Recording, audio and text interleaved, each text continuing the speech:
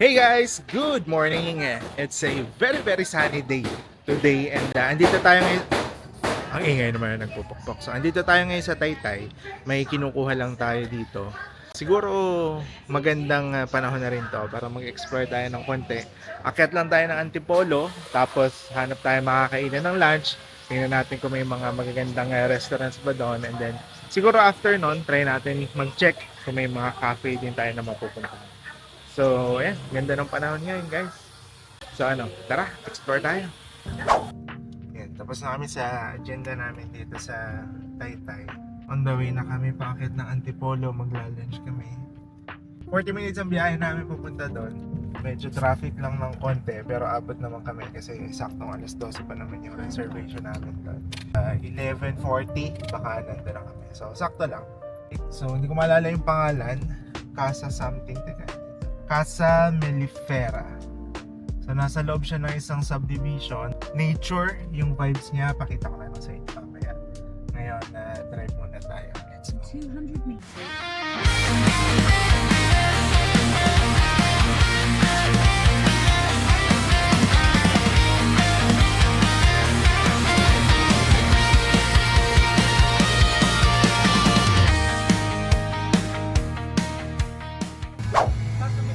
Apo, Sir, may 20 pesos po tayo daw. doon na lang. Doon na lang tayo. Okay.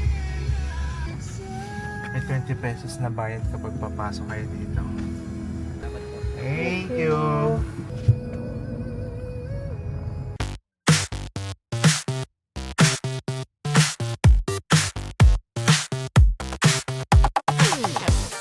Alright, we're here. Baba na tayo. 11:35 pa lang. 12 pa naman yung reservation natin. Hindi ko lang kung makakapasok na tayo. Kasi every 2 hours yung reservation nila dito. Tapos 2 hours lang din yung duration ng stay. So ang next time slot na would be 2 PM pag di tayo umabot ng 12. Pero since umabot tayo, tara, baba na tayo. Yan. So since 12 PM pa reservation na, may waiting area naman sila. At dun muna kami. So pababa siya. Papakita ko sa inyo. So bababa lang muna tayo doon, waiting area. Tapos kung makikita nyo yung lugar, guys, very nature talaga yung feels niya, no? So parang forest siya, malamig, tapos mahangin din, presko. So magandang chill area talaga siya. And guys, sobrang relaxing, sobrang chill ng lugar. Tapos meron pang parang water doon, river, mini river, I don't know kung anong tawag dyan.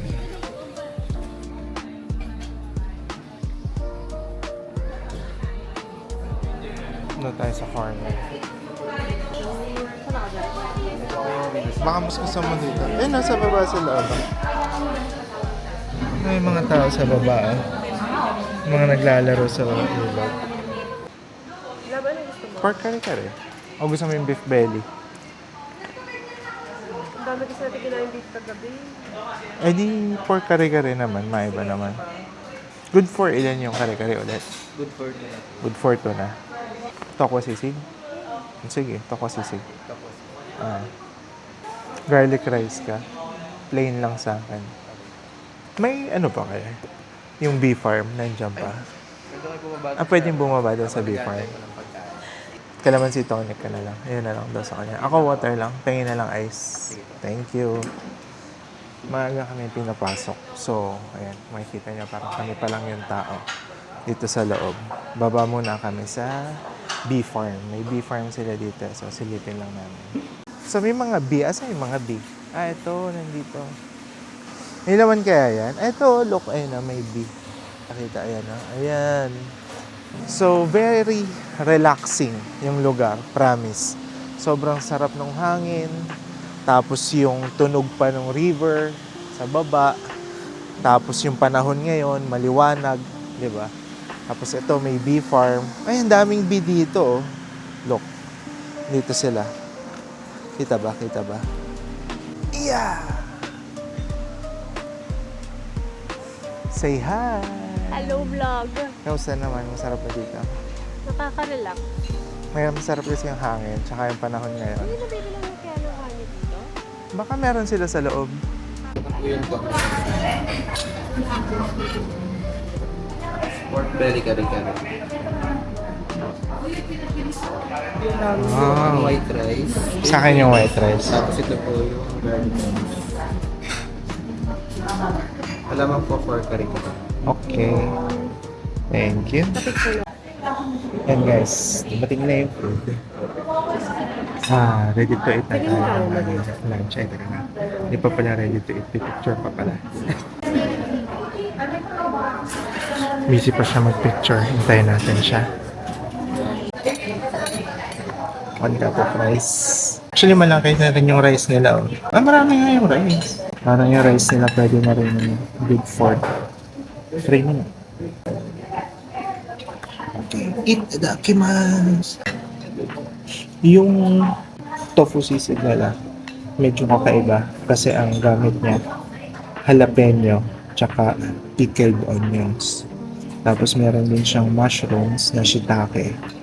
At saka meron siyang parang mga tempura butter sa paligid. So hindi siya yung regular na tofu sisig na nakakain natin sa labas. So let's try. Pero yung tofu sisig niya, masarap. Kasi hindi overpowering yung sauce niya. Maganda yung combination ng texture ng shiitake tsaka yung texture ng tofu mismo. Kaya masarap siya kapag kinakagat. In terms of flavor, malasa siya. Hindi siya ganun kaanghang kasi jalapeno lang yung gamit. Pero pwede na. Try naman natin next yung kare-kare nila. So yung kare-kare nila, ano to? Bagnet? Lechon kawali. Lechon kawali. Try muna natin yung gulay with ang bagong. Yung kare-kare sauce pa lang malasa na. Sarap. Kaya pala bestseller tong kare-kare nila. Masarap na siya. Gusto mo nang mapayat na to, malaman. Bumili siya ng calamansi tonic. Pero mapait. So kada higop, titiisin mo muna yung pait. Pero healthy. Sipin na lang natin dito. Try naman natin yung tofu sisig with pickled onions. Actually, hindi ganun kalasa yung pickled onions nila. Ang more ang naging aesthetic na lang siya. Pero unlike yung ibang mga tofu sisig na nakakain natin sa labas, na matapang yung mayonnaise. Ito talagang sakto lang yung timpla niya. Kaya masarap. BRB kakain mo na.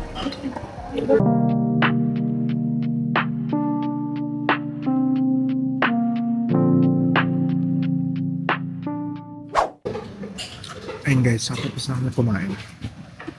Galing CR.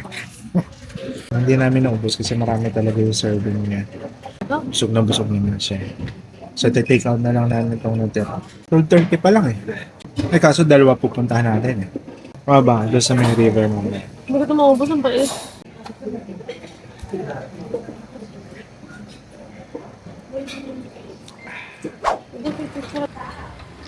Mababa lang tayo saglit. Puntahan natin yung river para lang mapakita ko sa inyo.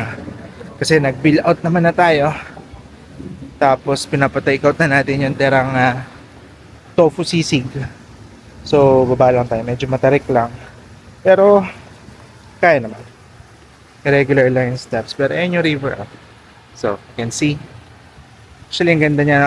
Ang sarap niya pakinggan. Tapos combined with the wind,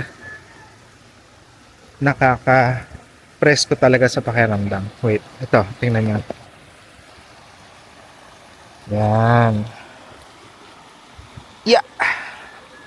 Okay, so pwede kayong bumaba dito, no? Explore a little bit. Kung gusto nyo mag-picture-picture, pwede rin. Mukhang, actually malinis naman. Kung makikita nyo, clear yung water. Tapos may pababa pa doon. And then, ayan. Since maganda nga ang panahon, kaya maganda rin yung itsura niya ngayon. So, marami lang dahon dahil nagsisimula nang mag-summer. But, yeah, this is the river area nitong Casa Miller. Basta. So, this is the river part. And, very relaxing. Yes, so kung magawi kayo sa Antipolo and you want to find something new no? Eat somewhere na close kayo sa nature. So, try nyo na rin dito. So, probably this is going to be the last part of our vlog na muna. Dahil tayo ay bababa na, hindi na tayo makakapag-cafe kasi marami tayong pupuntahan ngayon sa Makati. And kailangan makababa tayo before 3, mag-aalauna na. So, this is going to be the last part na muna mga kapatid. It's just a quick tour dito sa Antipolo, and kung nagustuhan nyo, please like, subscribe, and click that notification bell. And I'll see you guys again on our next video. Alright, peace out mga kapatid. Goodbye!